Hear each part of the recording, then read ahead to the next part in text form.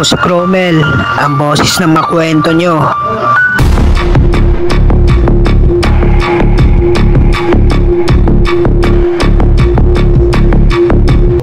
Hello, ako nga pala si Ann from Davao City. First year college ako nung nag-start ako tumira sa isang dorm. Bagong gawa yung building kung nasan yung room ko, kaya 3 tenants pa lang kami doon. Sa second floor, isa ko lang yung nakatira at vacant yung 3 pang rooms doon. Hindi naman ako natatakot kasi maliwanag yung labas.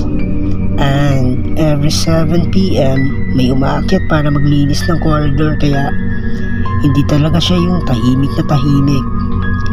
Walking distance lang din ito from my school, kaya mas pinipili ko maglakad na lang pauwi kahit may night class ako.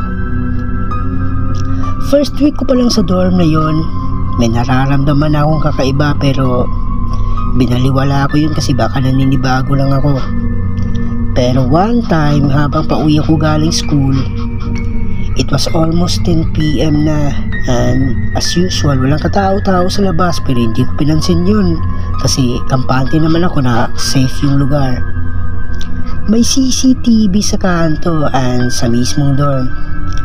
Habang papalapit ako sa may gate, makikita ko na yung second floor ng building, which is kung nasan yung room ko.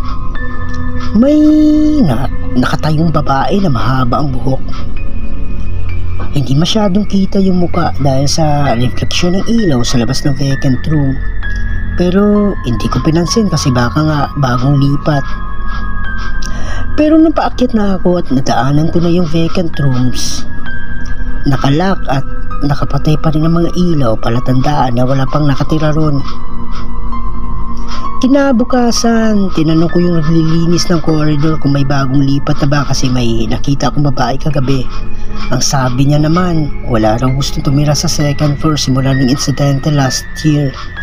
At hindi pala bagong gawa yung building, bagong renovation lang.